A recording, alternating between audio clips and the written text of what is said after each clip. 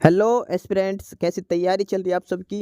Welcome to our YouTube channel Sarkari Naukri notifications. Aspirants, आपका अपने YouTube channel Sarkari Naukri notifications पर आपका स्वागत है। और एस्पिरेंट्स, आज की एक इम्पोर्टेंट अपडेट है और वो अपडेट क्या है, इस चीज़ को जानने के लिए आप वीडियो के एंड तक बने रहिए। ठीक है, जो भी एस्पिरेंट्स वीडियो पर नए हैं, चैनल पर नए हैं, तो चैनल सरकारी नौकरी नोटिफिकेशंस को सब्सक्राइब करके जरूर चलें। वीडियो अच्छी लगे तो वीडियो को लाइक करना, शेयर करना। अगर कुछ इश्यू हो, कुछ पूछना हो वीडियो के सब्जेक्ट वे के बारे में, कंटेंट के बारे में, तो आप कमेंट बॉक्स में कमेंट जरूर करना। ठीक है, तो एक बार फिर से, अगर सब चैनल सब्सक्राइब नहीं किया तो चैनल सब्सक्राइब करते हो। चलिए शुरुआत करते हैं। Aspirants, university of Allahabad, Allahabad विश्वविद्यालय जो एक सेंट्रल यूनिवर्सिटी है, ठीक है, यहाँ पर कुछ रिक्रूटमेंट्स हैं ग्रुप सी की पोस्ट के लिए। ठीक है, रिक्रूटमेंट है, नॉन टीचिंग पोस्ट है, ग्रुप सी की पोस्ट है और उसका ये एडवर्टाइजमेंट इशू किया गया है इलाहाबाद यूनिवर्सिटी की तरफ से। ठीक है, तो एक बार डिटेल में इस नोटिस को चेक कर लेते हैं, क्या क्या पोस्टें हैं, क्या क्या एलिजिबिलिटी क्राइटेरिया, क्या कब से स्टार्टिंग डेट है, कितनी एप्लीकेशन फीस होगी, क्या इसका सिलेक्शन प्रोसीजर है। ठीक है, सबसे पहले जो पोस्टें हैं वो ध्यान रखना, सारी नॉन टीचिंग पोस्टें हैं और ग्रुप सी की पोस्टें हैं ये। ठीक है, और इसमें जो ऑनलाइन एप्लीकेशन स्टार्टिंग की डेट है और ऑनलाइन रजिस्ट्रेशन जो करना है वो 1 मार्च से, 1 मार्च से। ठीक है, और जो फीस पेमेंट और जो लास्ट डेट है इसकी ऑनलाइन एप्लीकेशन के लिए, ठीक है, यानी कि सबसे पहले रजिस्ट्रेशन स्टार्ट वो 1 मार्च से और लास्ट डेट सबमिशन के लिए, फाइनल सबमिशन के लिए वो 1 अप्रैल है। यानी कि 1 मंथ का टाइम दिया गया है, 1 मार्च से लेकर 1 अप्रैल तक आप ऑनलाइन रजिस्ट्रेशन कर सकते हो। ठीक है, एप्लीकेशन फॉर्म फिलअप कर सकते हो। और उसके बाद जो एप्लीकेशन चार्जेज हैं, क्या एप्लीकेशन फ़ीस लगेगी, तो अगर आप यूआर कैटेगरी से हैं, ईडब्ल्यूएस और ओबीसी कैटेगरी से, इसमें जो आपकी फ़ीस है वो है 1500 रुपये और प्लस में 100 रुपीज़ है फैसिलिटी चार्जेस। ठीक है, ओवरऑल 1600 रुपये आपको फ़ीस पे करनी है यूआर कैटेगरी, ईडब्ल्यूएस और ओबीसी कैटेगरी को। ठीक है, 1600 रुपये, 1600। ठीक है, और उसके बाद अगर आप एससी एसटी कैटेगरी से हैं तो आपको 800 फीस पे करनी है।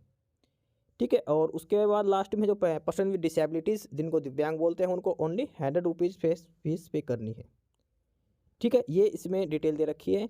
You R E W S और ओ बी सी कैटेगरी को 1600 रुपये पे करनी है। ठीक है, एस सी एस टी को 800 रुपये और पर्सन विद डिसेबिलिटीज़ को 100 रुपये फीस पे करनी है। ठीक है, और उसके बाद जिन्होंने पहले से ही इसमें नीचे लास्ट लाइन दे रखी है, those who had applied earlier on any post and where no selection have been made shall submit fresh application giving all details of fees paid and application number. They however have to pay 500 rupees as facilitation charge.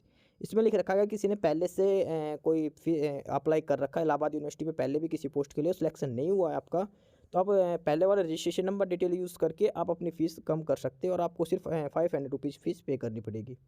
ठीक है, ये भी इन्होंने लिख रखा है जिसने पहले से अप्लाई कर रखा हो फॉर्म।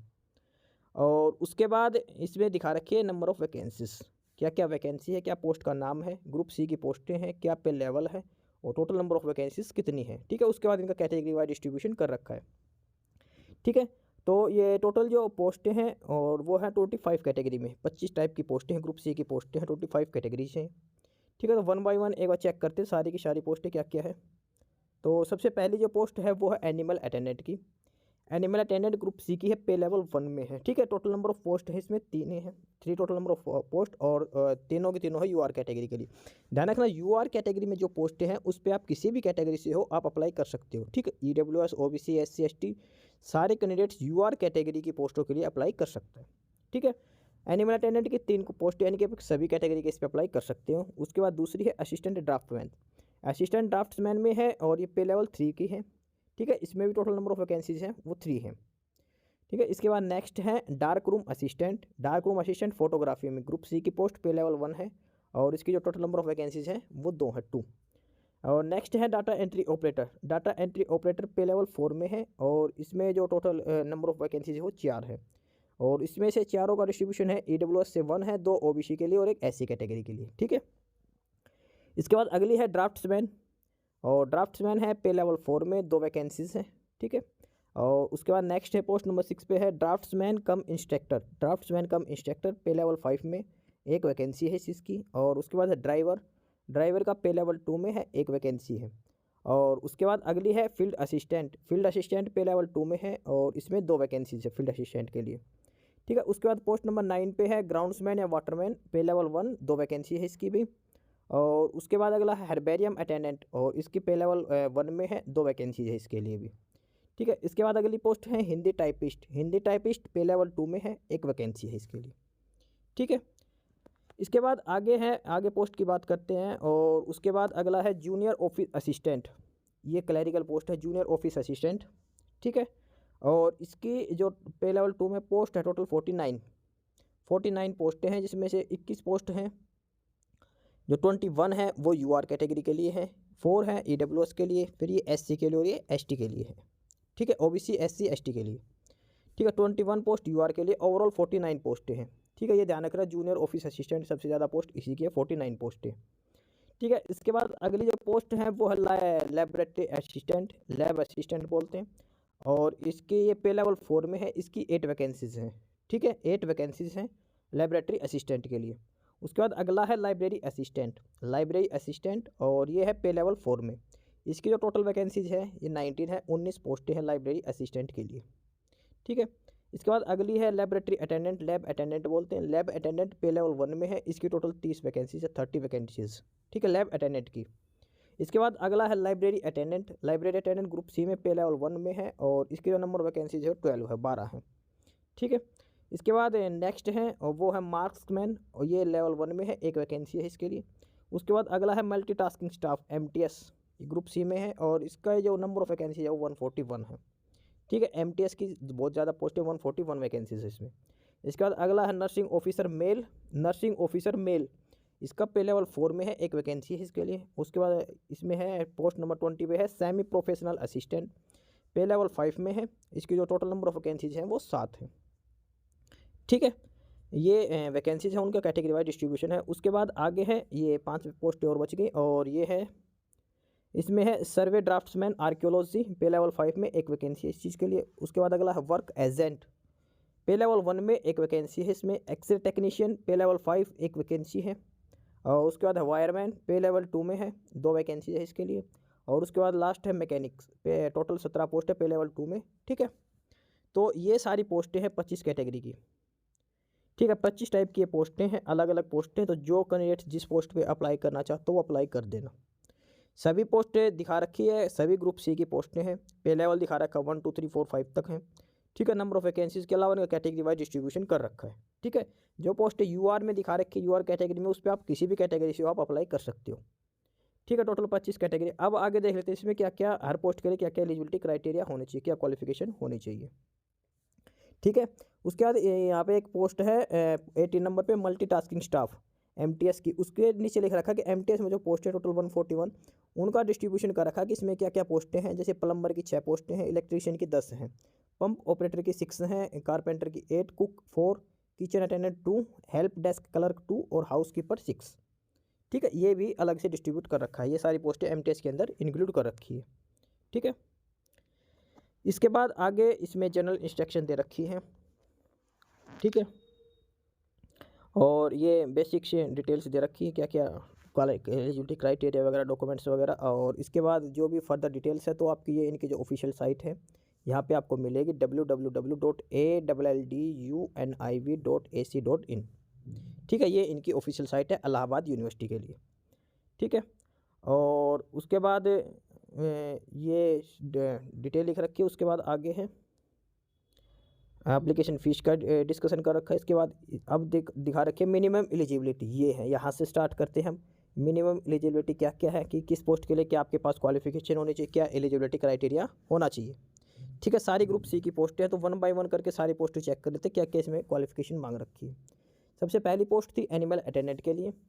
एनिमल अटेंडेंट में जो एज है तो वो मैक्सिमम 35 ईयर्स एज है, ठीक है। उसके अलावा SC ST OBC को रिलैक्सेशन अलग से दे रखा है, ठीक है। ये है एनिमल अटेंडेंट की पोस्ट के लिए। और उसके बाद एनिमल अटेंडेंट में एसेंशियल क्वालिफिकेशन की बात करते हैं। तो एसेंशियल क्वालिफिकेशन में क्या है कि आपके पास हायर सेकेंडरी यानी कि 12th क्लास आपके पास होनी चाहिए, ठीक है। और 12th क्लास में साइंस आपके पास सब्जेक्ट होना चाहिए साइंस से। और उसके अलावा आपके साथ 2 साल का एक्सपीरियंस होना चाहिए लैब में, ठीक है। At least 2 years of experience of work in laboratory, ठीक है। और उसके बाद डिजायरेबल में है। उसके बाद पीरियड ऑफ प्रोबेशन, आपको 1 साल का प्रोबेशन पीरियड दिया जाएगा, ठीक है। ध्यान रखना सारी परमानेंट पोस्टें हैं, ये भी ध्यान रख लेना, ठीक है, कोई टेम्परेरी नहीं है। उसके बाद अगली जो पोस्ट है वो है असिस्टेंट ड्राफ्ट्समैन। असिस्टेंट ड्राफ्टमैन की बात करें तो एज लिमिट इसमें भी मैक्सिमम 35 ईयर्स हैं। उसके अलावा SC ST को अलग से रिलैक्सेशन दे रखा है। और उसके बाद क्वालिफिकेशन की बात करते हैं तो इसमें डिप्लोमा होना चाहिए इन ड्राफ्टिंग या फिर आर्किटेक्चर में और विद 55% मार्क्स के साथ। ठीक है, प्रोबेशन पीरियड इसमें भी 1 साल का है, जो फर्दर एक्सटेंड 1 साल और भी हो सकता है। ठीक है, उसके बाद नंबर 3 पे है dark room assistant. Dark room assistant photography, age limit maximum 30 years है। ठीक है, रिलैक्सेशन दे रखा है SC ST OBC को। एसेंशियल क्वालिफिकेशन में डिप्लोमा होना चाहिए विद 50% मार्क्स के साथ, डिप्लोमा होना चाहिए डार्क रूम में ही। ठीक है, जो रिलेवेंट सब्जेक्ट है उसमें। और प्रोबेशन पीरियड सेम वही है 1 साल, और फर्दर 1 साल के लिए एक्सटेंड किया जा सकता है। उसके बाद नंबर 4 पे है data entry operator. Data entry operator की पोस्ट के लिए जो मैक्सिमम एज है वो 35 ईयर्स है। ठीक है, और उसके बाद एसेंशियल क्वालिफिकेशंस की बात करते हैं तो डाटा एंट्री ऑपरेटर के लिए आपके पास BCA होनी चाहिए, या फिर आपके पास सिंपल ग्रेजुएशन है तो आपके पास PGDCA का कोर्स होना, डिप्लोमा होना चाहिए। ठीक है, या फिर आपके पास BSc होना चाहिए कंप्यूटर साइंस से, CS से, IT से, या फिर BBA होनी चाहिए, IT से होनी चाहिए। ठीक है, working knowledge of office assistant यानी कि MS टूल ठीक है, और उसके साथ साथ O level of DOEACC after graduation होना चाहिए कंप्यूटर, यानी कि मेन क्या है इसमें आपके पास कंप्यूटर का डिप्लोमा होना चाहिए। ठीक है, और उसके बाद आपकी टाइपिंग स्पीड होनी चाहिए 40 वर्ड्स पर मिनट इंग्लिश में। ठीक है, और उसके बाद जो सॉफ्टवेयर वगैरह हैं उनकी नॉलेज होनी चाहिए। ठीक है, ये है डाटा एंट्री ऑपरेटर के लिए। उसके बाद अगली पोस्ट है, पोस्ट नंबर 5 पे है, और ये है ड्राफ्ट्समैन। एज लिमिट वही है 35 ईयर्स रिलैक्सेशन के साथ। उसके बाद एसेंशियल क्वालिफिकेशंस की बात करते हैं तो इसमें आपको डिप्लोमा होना चाहिए आर्किटेक्चर में, या फिर ITI डिप्लोमा होना चाहिए ड्राफ्टमैन सिविल में एटलीस्ट 55% मार्क्स के साथ।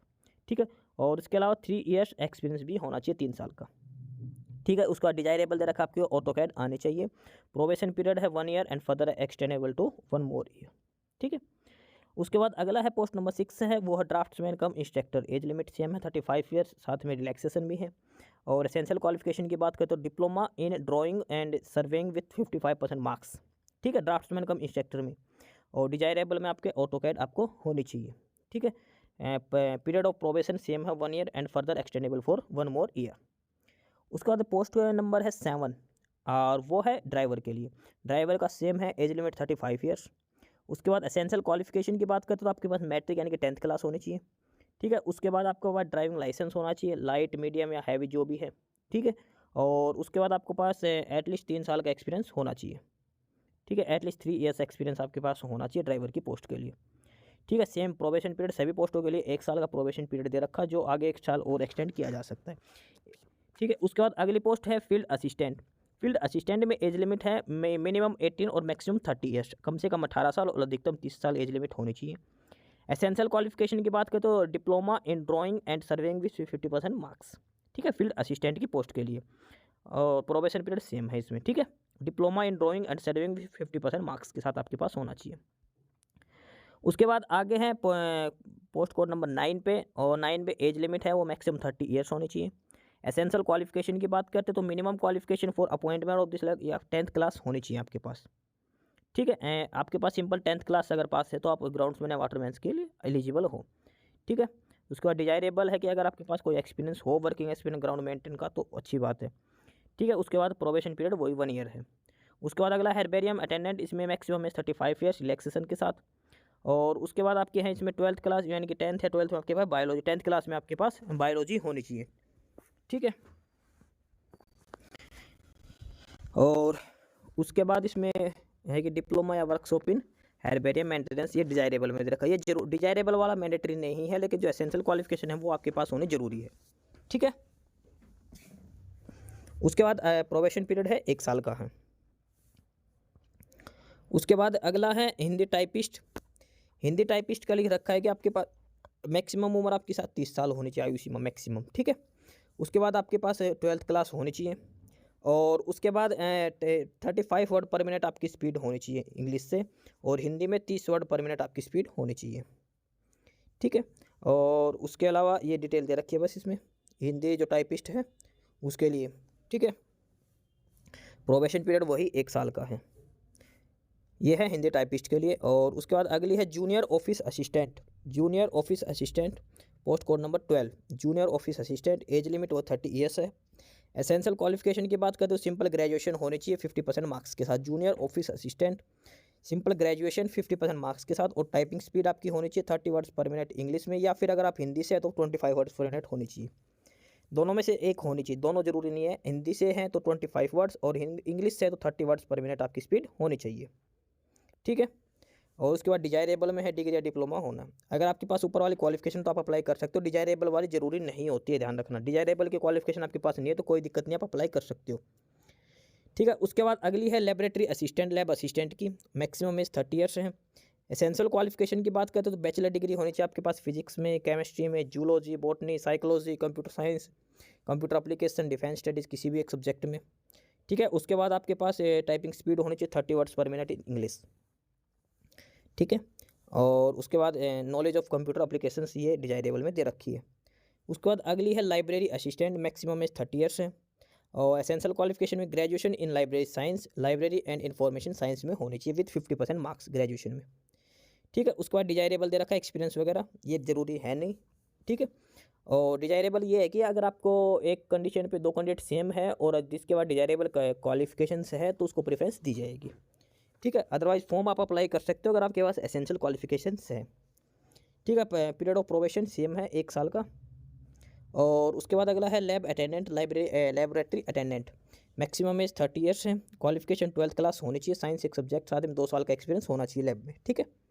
उसके बाद सेम लाइब्रेरी अटेंडेंट का है, लाइब्रेरी अटेंडेंट है, 30 ईयर्स एज है, 12th क्लास होनी चाहिए सिंपल।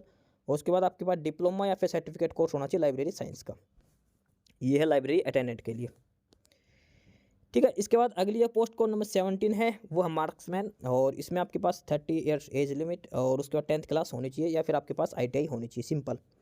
10th क्लास है तो आप अप्लाई कर सकते हो और प्रोबेशन पीरियड 1 साल का है। उसके बाद अगली जो पोस्ट है वो है MTS की। MTS की पोस्ट है, मल्टीपल पोस्ट है इसके अंदर, मैक्सिमम एज 30 ईयर्स। उसके बाद SC ST OBC को अलग से रिलैक्सेशन दिया जाएगा, ठीक है। एसेंशियल क्वालिफिकेशन की बात करते हैं इसमें तो आपके पास 10th क्लास होनी चाहिए या फिर ITI होनी चाहिए, सिंपल 10th क्लास मांग रखी है, ठीक है।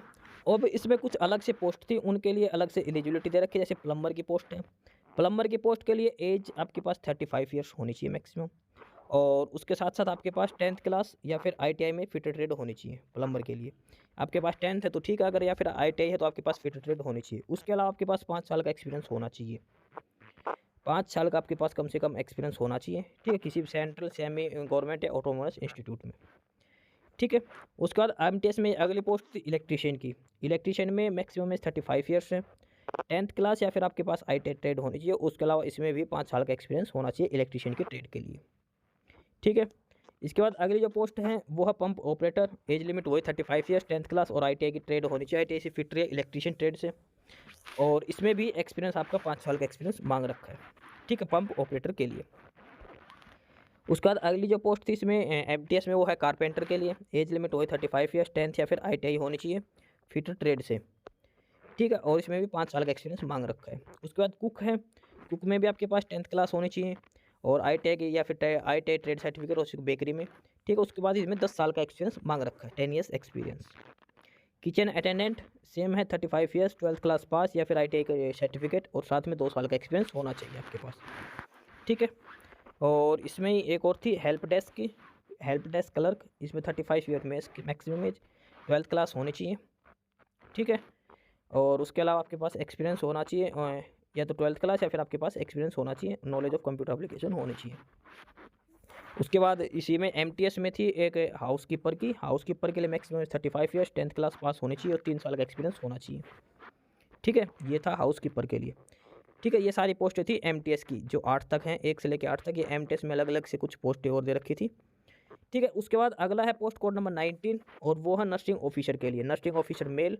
इसमें 12th क्लास में साइंस होनी चाहिए, ठीक है, बैचलर डिग्री नर्सिंग में होनी चाहिए, फिर 3 साल का नर्सिंग का डिप्लोमा होना चाहिए, रजिस्ट्रेशन होना चाहिए आपका नर्सिंग काउंसिल के साथ।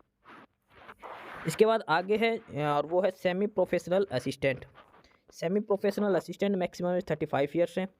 और एसेंशियल क्वालिफिकेशन की बात करें तो B लाइब्रेरी साइंस या BLISC ये होना चाहिए 50% मार्क्स के साथ एसेंशियल क्वालिफिकेशन में, ठीक है। उसके बाद डिजायरेबल में दे रखे knowledge of computer application in library होना चाहिए, प्रोबेशन पीरियड 1 साल का है, ठीक है। उसके बाद पोस्ट कोड नंबर 21 सर्वे ड्राफ्टमैन। सर्वे ड्राफ्टमैन में एज लिमिट 35 ईयर्स है। एसेंशियल क्वालिफिकेशन में बात करें तो diploma in serving and drafting with at least 55% marks होना चाहिए। डिजायरेबल में है एक्सपीरियंस इन आर्कियोलॉजिकल सर्वे होना चाहिए, प्रोबेशन पीरियड 1 साल का। ये है सर्वे ड्राफ्ट्समैन आर्कियोलॉजी में, ठीक है। पोस्ट कोड नंबर अब नेक्स्ट है 22 work agent. Work agent maximum age limit 35 years. Essential qualification में ITI डिप्लोमा होना चाहिए इलेक्ट्रिकल ट्रेड से 50% मार्क्स के साथ, ITI में इलेक्ट्रिकल ट्रेड, ठीक है। और वही प्रोबेशन पीरियड 1 ईयर का। Wireman maximum age 30 years. Essential qualification में इलेक्ट्रिकल ट्रेड होनी चाहिए ITI से, या फिर वायरमैन की ट्रेड होनी चाहिए आपके पास ITI में, ठीक है। और उसके बाद आगे है पोस्ट कोड नंबर 24, और वो है एक्सरे टेक्नीशियन। एक्सरे टेक्नीशियन के लिए maximum age 35 years. Diploma in x-ray technology with 50% marks के साथ होना चाहिए। एक्सरे टेक्नोलॉजी में आपका डिप्लोमा विद मिनिमम 50% मार्क्स होने चाहिए। Probation period same 1। इसका लास्ट पोस्ट है मैकेनिक की, और मैकेनिक के लिए जो मैक्सिमम एज है वो 35 ईयर्स है, 35 साल उम्र होनी चाहिए। और एसेंशियल क्वालिफिकेशन में आपके पास है तो 10th क्लास है, या फिर आप ITI डिप्लोमा पास है तो आप अप्लाई कर सकते हो, ठीक है। प्रोबेशन पीरियड 1 साल का है। तो ये सारी 25 कैटेगरीज की पोस्टें हैं, ठीक है। सभी पोस्टों का ये एलिजिबिलिटी क्राइटेरिया दे रखा, क्या क्या आपके पास मैक्सिमम क्वालिफिकेशन मिनिमम क्वालिफिकेशन होनी चाहिए, और desirable qualification maximum age limit दे रखे, क्या क्या आपकी एज लिमिट होनी चाहिए, ठीक है। इसके अलावा कुछ पोस्टें हैं जिसमें एक्सपीरियंस भी मांग रखा है, एक्सपीरियंस होना चाहिए। और ये सारी ग्रुप C की पोस्टें हैं, ठीक है। एज लिमिट दे रखी है, उसके बाद एसेंशियल एजुकेशन क्वालिफिकेशन, उसके बाद डिजायरेबल दे रखी है, और उसके बाद प्रोबेशन पीरियड सभी में सेम है, 1 साल का प्रोबेशन पीरियड होगा। ध्यान रखना ये सारी परमानेंट पोस्टें हैं, टेम्परेरी कुछ नहीं, सारी परमानेंट बेसिस पे हैं, ठीक है। और उसके बाद कुछ पोस्ट MTS की हैं, उनमें स्पेशल एक्सपीरियंस मांग रखा है, ठीक है। ये जो टोटल 25 कैटेगरीज की पोस्टें हैं, ग्रुप C की पोस्ट। उसके बाद आगे इसमें जो सिलेक्शन क्राइटेरिया है, सिलेक्शन क्राइटेरिया किस बेस पे सिलेक्ट किया जाएगा, तो सबसे पहले group C MTS general maximum age 35 years वालों के लिए, ठीक है। और ये वो पोस्ट जिसमें मैं 10th क्लास पास मांग रखी है, ठीक है। उसके बाद उनका जो दिखा रखा है कि ये नॉन एकेडमिक पोस्टों के लिए उनको following jobs physical maintenance of record in the section when they are placed, opening of class, ये उनकी ड्यूटी दिखा रखी है, ठीक है। जो ग्रुप C MTS है जो जनरल, उनकी ड्यूटी दिखा रखी है, ठीक है। टेस्ट होगा, तो test of MTS open category will be held, they will have 100 MCQ, 100 MCQ पूछे जाएंगे 10th क्लास बेसिस पे, और 30 MCQ होंगे वो would be for evaluating proficiency in Hindi and English. There will be no skill test और interview in this category. जो MTS की पोस्टों में कोई इंटरव्यू वगैरह नहीं होगा, ठीक है। टोटल 100 क्वेश्चन पूछे जाएंगे, ठीक है, 10th क्लास के बेसिस पे। उसके बाद ग्रुप C की स्पेसिफिक जॉब है जिनमें एज 35 ईयर्स मांग रखी है, और उसमें जैसे किचन अटेंडेंट, ये MTS की अलग अलग पोस्टें हैं ये, ठीक है। इसके अंदर वायरमैन भी आ गया, sub station attendant, measure, helper, और इनको दिया जाएगा जिनके पास ITI का डिप्लोमा है, ठीक है। तो ये सारी पोस्टें हैं, सिलेक्शन क्राइटेरिया ग्रुप C की पोस्टें हैं ये, यानी कि मैक्सिमम क्या दे रखा है इन्होंने, स्किल टेस्ट लिया जाएगा 100 क्वेश्चन का, उसके अलावा आपका सिलेक्ट किया जाएगा, ठीक है। तो ये टोटल सारा डिटेल्ड में नोटिस दे रखा है, ये इलाहाबाद यूनिवर्सिटी में परमानेंट पोस्टें हैं ये, ठीक है। और इसमें जो भी कैंडिडेट अप्लाई करना चाहते हो अप्लाई कर सकते हो, ऑनलाइन अप्लाई करना है। इलाहाबाद यूनिवर्सिटी में नॉन टीचिंग पोस्ट है, ग्रुप C की पोस्ट है। लास्ट डेट है 1 अप्रैल, 1 अप्रैल से पहले आपको अप्लाई कर, ध्यान रखना परमानेंट पोस्ट है, प्रोबेशन पीरियड अलग चीज़ होती है, और टेम्परेरी परमानेंट जॉब अलग होती है। परमानेंट जॉब है 1 साल का प्रोबेशन पीरियड है, ठीक है। परमानेंट एम्प्लॉय हो जाओगे एक बार सेलेक्ट होने के बाद, ठीक है। तो जो कैंडिडेट्स अगर मल्टीपल पोस्ट के लिए एलिजिबिलिटी लगता है तो आप अलग अलग पोस्टों के लिए भी अप्लाई कर सकते हो, ठीक है। तो यही थी डिटेल्स, ये पोस्टें थी सारी, ग्रुप C की पोस्टें हैं, 25 कैटेगरी की पोस्टें, ध्यान रखना अलग अलग पे लेवल है इनमें, ठीक है। तो जो कैंडिडेट जिसके पोस्ट के लिए एलिजिबिलिटी रखता है वो आप अप्लाई कर सकते हो। ये फीस स्ट्रक्चर दे रखा है, कितनी आपको एप्लीकेशन फ़ीस पे करनी है। तो यही नोटिस था ग्रुप C की नॉन टीचिंग पोस्टों के लिए इलाहाबाद यूनिवर्सिटी की तरफ से, ठीक है। बाकी नई अपडेट नई इन्फॉर्मेशन के लिए आप हमारे यूट्यूब चैनल सरकारी नौकरी नोटिफिकेशन सब्सक्राइब जरूर करिए। और अगर कुछ इश्यू है, कुछ पूछना हो तो आप कमेंट बॉक्स में कमेंट करके आपको जो भी इश्यू है किसी भी चीज़ के रिगार्डिंग आप कमेंट बॉक्स में कमेंट करके पूछ सकते हैं, ठीक है। चैनल को सब्सक्राइब जरूर करें, वीडियो को लाइक करें, शेयर करिए, जुड़े रहिए हमारे साथ, मिलते रहेंगे नई अपडेट्स के साथ। तब तक के लिए बाय।